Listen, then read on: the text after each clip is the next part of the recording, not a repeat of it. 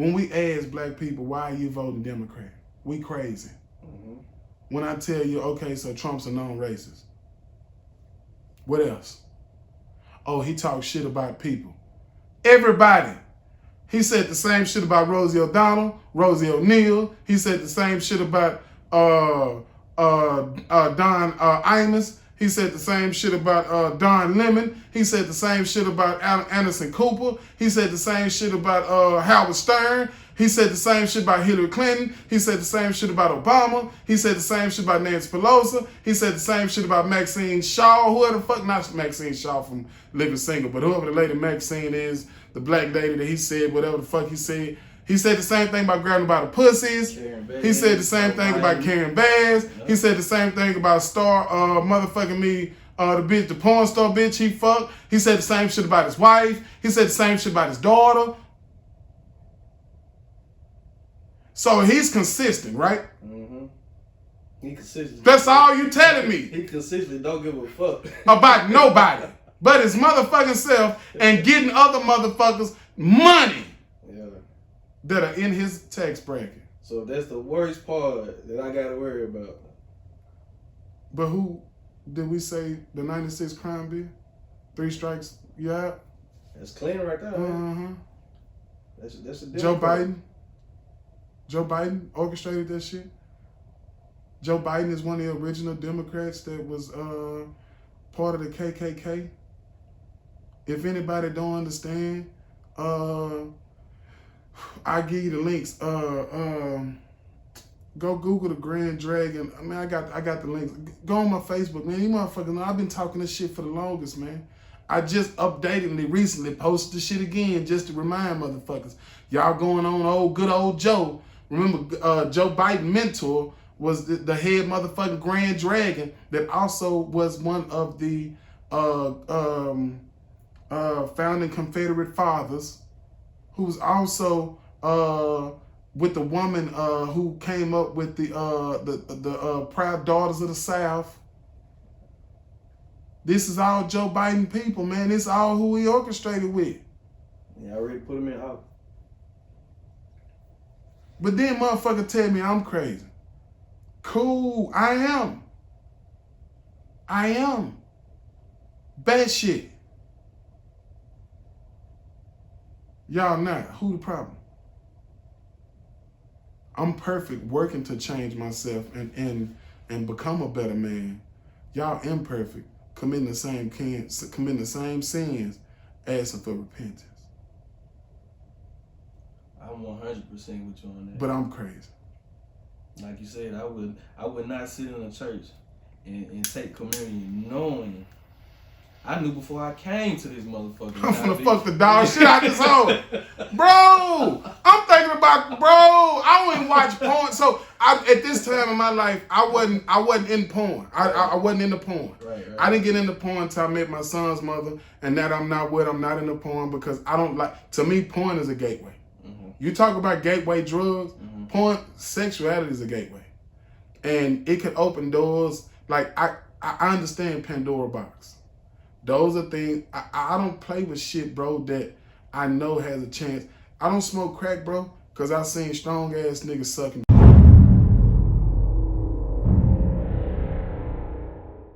I got Julius Henson. V. Henson. Henson. Gotta have that V. Julius V. Henson. It's gonna be a good one, man. How you doing? I'm good, man. Everybody just call me Juls. Or if you know me from some of these stories, you'll probably know me as Sam Henson, but you'll catch up to him a little later. Cool, man. When I first met you, you hit me up. I was selling my setup, my camera setup. Yeah, I got the camera right over there on my dresser. On my bed and shit. And you had an interesting story, man. We talked for a minute. You was into the YouTube and everything. I'm like, cool, man. We we linked up. When I first met you, man, you gave off an energy I never felt before, and I was like, man, this is somebody different. And we talked for a minute, and you said a lot of interesting stuff. One thing that really caught my attention, you made a statement about the Donald Trump situation. Right. Go ahead, just tell her what you told me, man. I just thought it was so interesting. I mean, everybody know me like, I guess I'll be what you would consider like a guy from the hood, a hood nigga. Right. A nigga that's been from the streets. I done sold dope, robbed people, whatever. But I'm not too, I don't look at Trump as the way other people do, man. I see Trump as far as, I mean, he a racist white dude. That don't bother me. What bothered me was just growing up thinking that the Democrats were so righteous and thought they were so for black people. And my whole life, like, I thought Bill Clinton was this, you know, this great dude. Like, even I was on the bandwagon, like, for every black president, you know, saxophone, getting head in office. You know what I'm saying? I thought that shit was cool, man, you know, and that's the shit that's the shit that they put up on us, man. That's the shit that they want to perpetuate. That we see them as cool.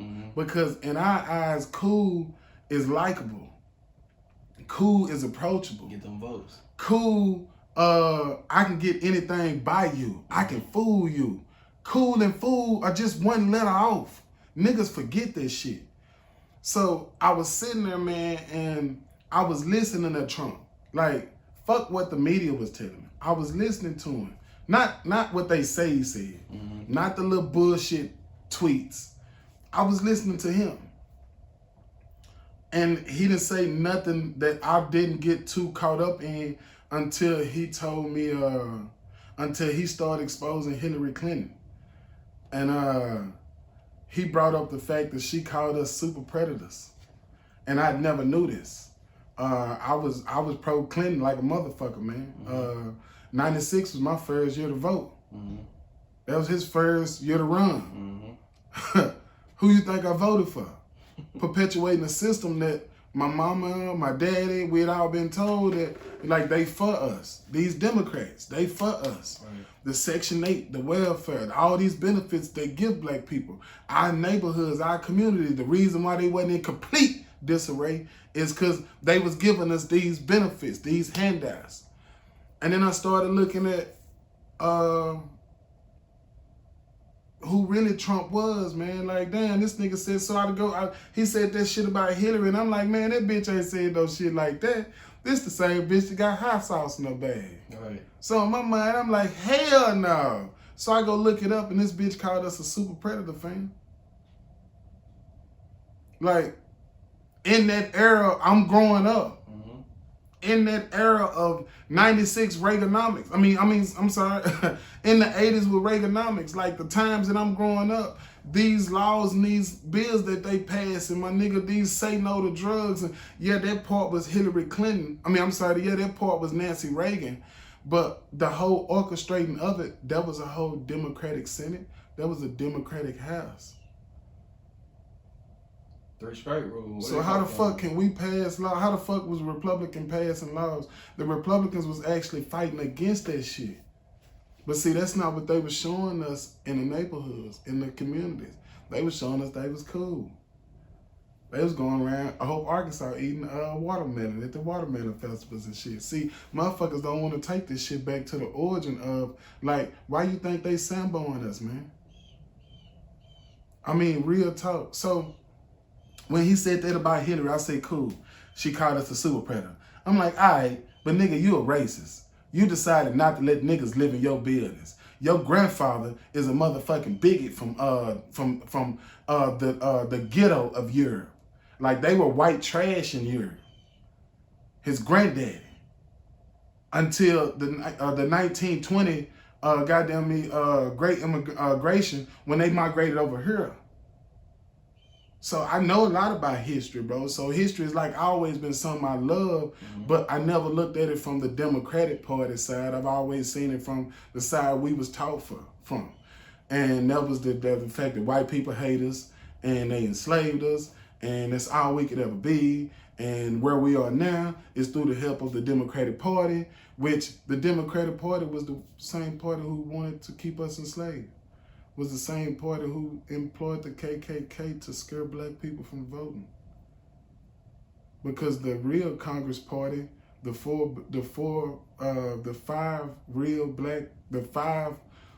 first black congressmen were Republicans, and it was the Republican was only created through black people. We created the Republican Party because we could no longer stand with the Democratic Party. But see, they don't teach us this shit. And So that when was all the way around, the other way. so when I started looking at this shit, right, and I'm learning this shit, and in my head, I'm just like, hell no, man. Like, man, y'all got to be fucking kidding me. Right. And then I learned about the 98 crime law. What did you learn from the crime law? That when I caught my case in 97, in 96, that they were trying to stack numbers. And the only reason why they were stacking numbers is because at that point they had started employing private prisoning.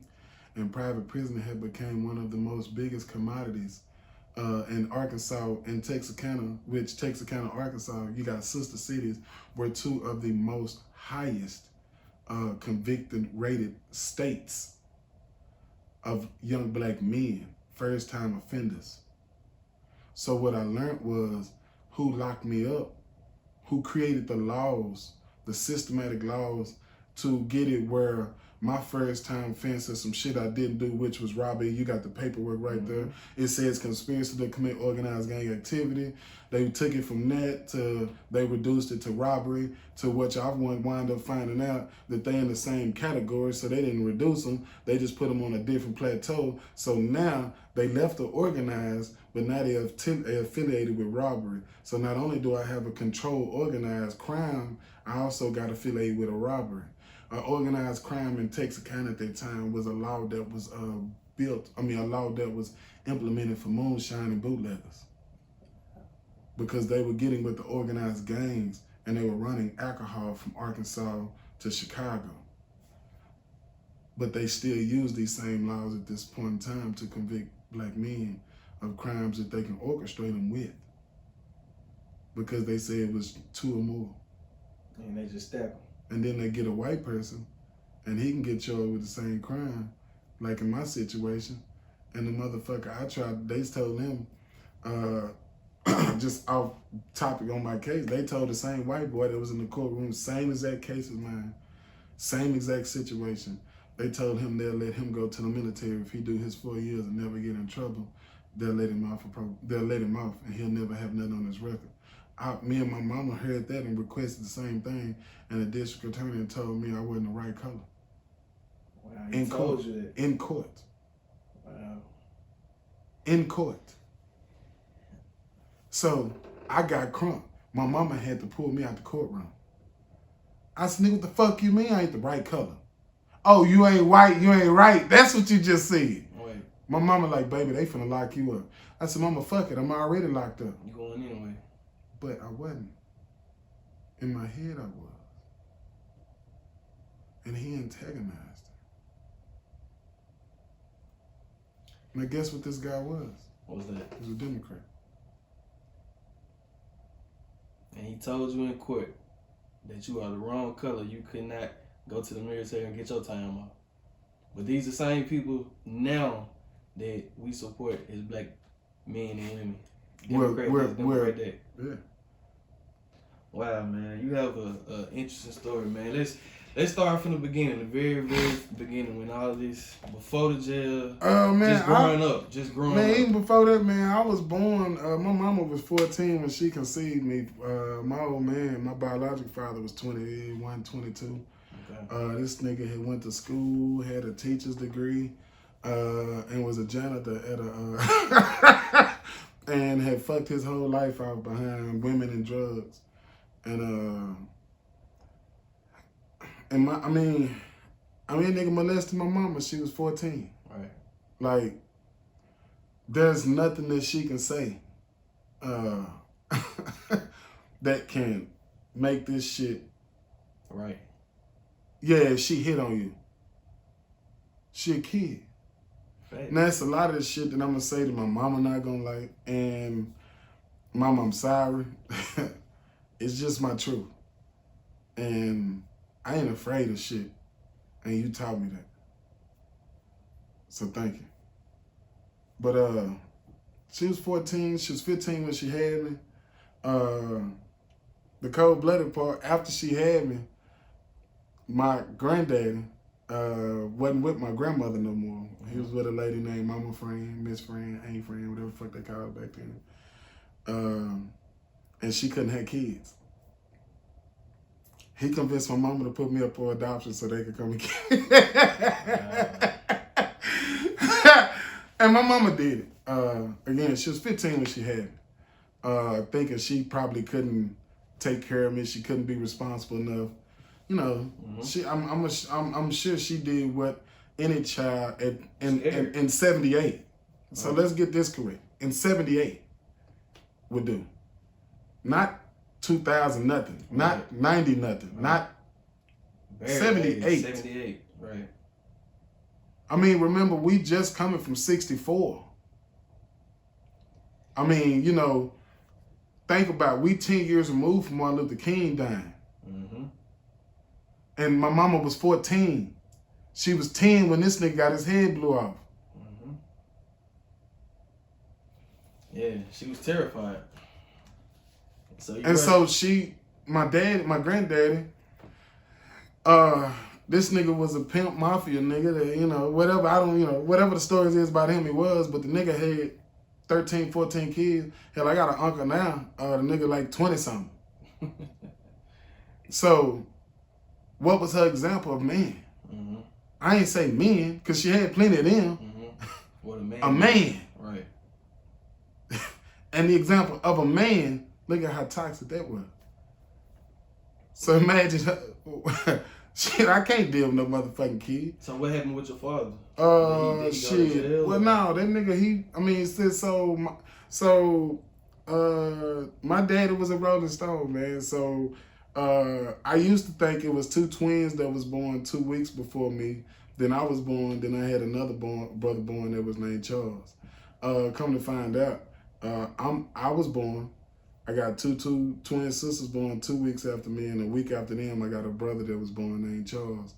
And from what my little sister told me, by another woman that I don't know, I can't confirm that part, but he had other kids that was born like before me. So 7-8 was his year. Right. So was he ever in your life period that you can remember? Nah, I met him. Okay. I've conversated with the nigga. Mm-hmm. I've tried to be in his life, but with him, he's one of them parents that he want the child to make all the effort. Mm-hmm. And that's cool if they work for his other kids. It just won't work for me. Could things have been different? I think they'd have been worse. The nigga dope fiend, man. I mean, you know, just quiet as kept, nigga's a dope fiend. You know, nigga has a college degree. Nigga was in the military. Mm-hmm. I have a lot of that nigga in me. I have to admit that. You know this? For a fact. My procrastination is that nigga.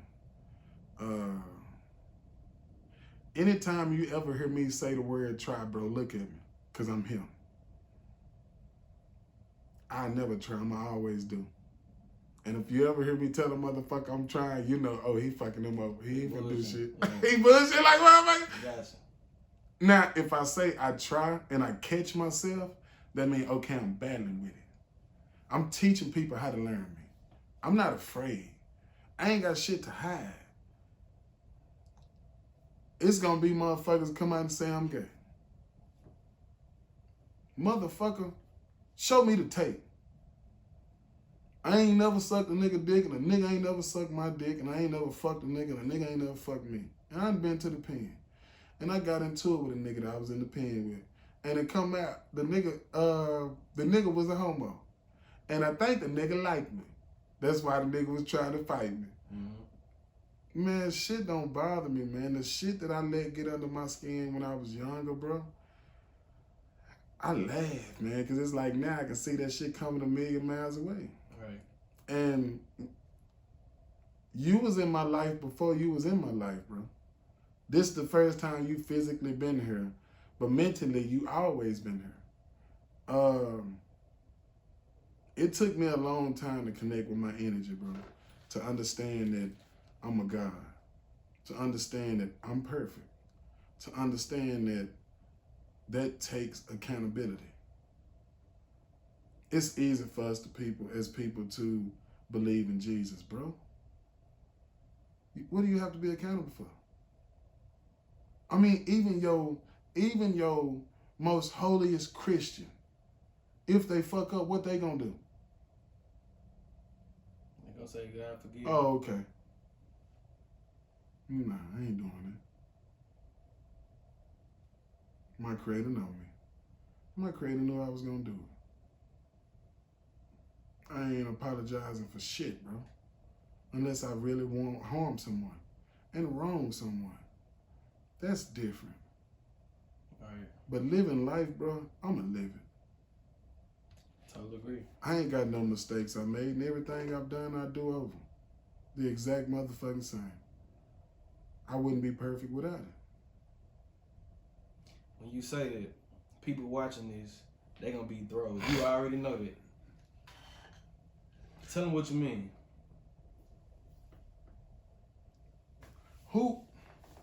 Why is a person not perfect? Whose definition are you using for perfect? Right. Because first of all, if we're speaking language, it's all an interpretation. All of it. It's all of someone else's, of someone else's, of someone else's, of someone else's, of someone else's, of someone else's. So why do I have to live to your someone else and not my own? So first of all, let's start there. What's your definition of perfect? Whose definition are you using? Why are you using their definition? What does their definition mean to you? Is it adding value to you? Is it devaluing you? Once you start there, nothing I say really matters at that point. I don't have to explain why I'm perfect at that point. Do it? Not at all. But I will, because of my actions. Because I stand up as a man. Because I do fall. I have a lot of failures. I have faltered a lot. I've gang banged, sold dope, robbed niggas, snorted coke. I ain't never tried heroin. I ain't never tried a meth. I ain't never tried crack. I'm fucked, and I'm gon' fuck if I want to fuck. I remember at one point when I was a Christian, bro, I was dating this young lady named Pam. And she battled being a Christian. Shit, I enjoyed fucking her. Mm-hmm. She asked me to go to church with her. Right. I tell her now that I'm not. You don't want me to go to church with you. Right.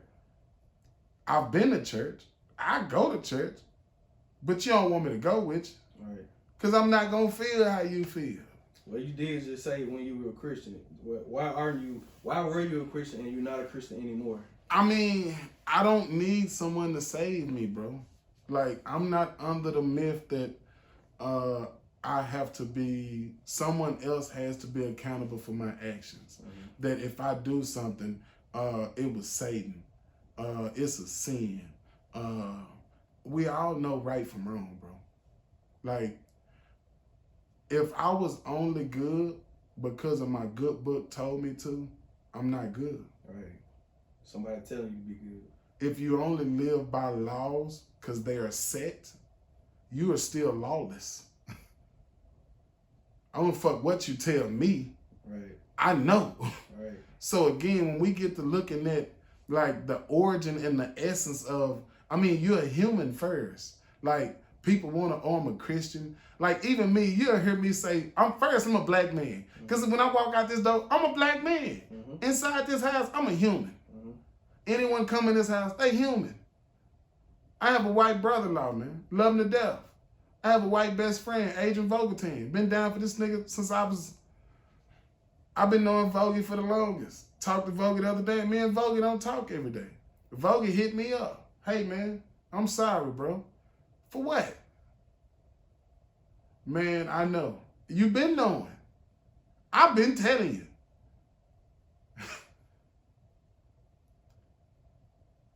Bro, if I had the option to be a white privileged motherfucker, I'm going to walk around with that same goddamn white privilege. I don't give a fuck what a nigga feel. That's fuck how wrong it is, bro. It just is what it is. So when we get to talking about religion, that's the thing you brought up. I'm sorry I got it about religion. How did we get it? Why do we have it? What's the purpose of it? What is it serving? Am I this without it? when I was a Christian, I wasn't good without being a Christian.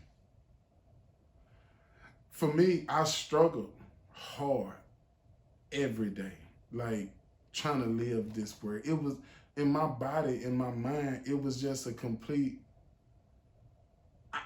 it didn't register. Right. Like with my nature, not my flesh, not the human part of me, but my nature was just, I struggle with this shit because it's like, man, I know this shit ain't right.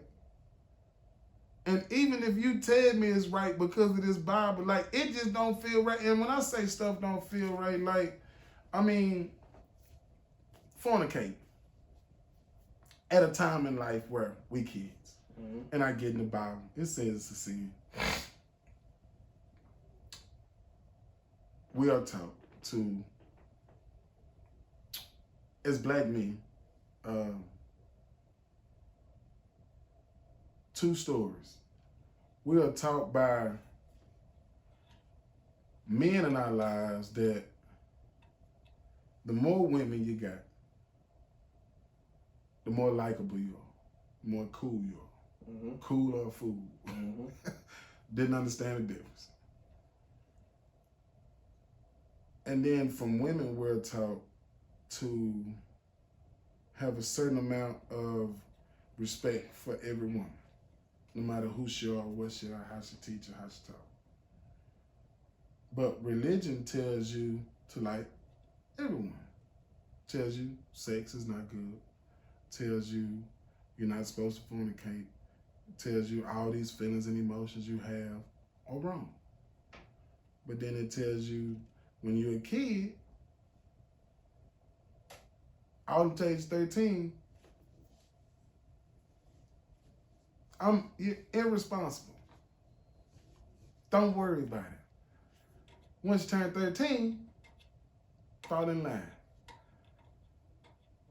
Hoping you've had someone to teach you from 1 to 12, 1 to 13, the Bible, how to get through it, the ins and outs. But what if you didn't? And now you're grown. And now somebody comes and tell you, oh man, you ain't supposed to be fucking. It doesn't register well. It doesn't register at all. So, and then you can have men in your life, uncles, who have multiple kids. And these ain't their wives. Or if they is their wives, it's a wife and a side chick. Or then you have a grandmother who have 7, 8 kids by 2, 3 different men. And then you look in the Bible, and the Bible tells you about fornication. Then you get to reading about Sodom and Gomorrah. And then you get to reading about the Bible told this one motherfucker, take in the Old Testament, take your brother's daughter and wife and make them yours. Then you see another place in the Bible where it tells you to lie down with a child. And then it tells you one motherfucker, the homosexual shit that went on. And then it's telling you that they all repented. None of them took accountability but Jesus. He died on the cross and all sins were forgiven. But then it says be Christ-like. That's the first thing your pastor tell you. But then he'll tell you to repent. Jesus didn't repent. What did Jesus say before he died? Forgive them, Father, for they know what they do. Am I to be Christ-like? Meaning not to ask for forgiveness? And to accept accountability? Or am I to be like those Gentiles who ask for forgiveness? All right. That's the part people don't understand. That's the part people, for me, how I become, so back to the story, the lady painter. So she asked me to go to church with her. I went to church. Fuck it. They had communion. And I didn't take it. Nobody said nothing. She looked at me like, And when they hand thing, I ain't touched the motherfucker. I'm like, I know it's her, but hey man, grab that shit, man. Yeah. She like, hand it on, man, grab that shit, man. I'm not touching that shit, man. The little thing come through with the juice. Yeah, I nudge it. If you get this shit, I'm gonna knock the shit over. I don't play, man. I ain't finna sit here knowing I'm finna go home and fuck the dog shit out this white girl. Smoke me a bunch of weed. Get drunk. I don't remember if I was popping X then. No, I wasn't popping X then. No, I wasn't popping X.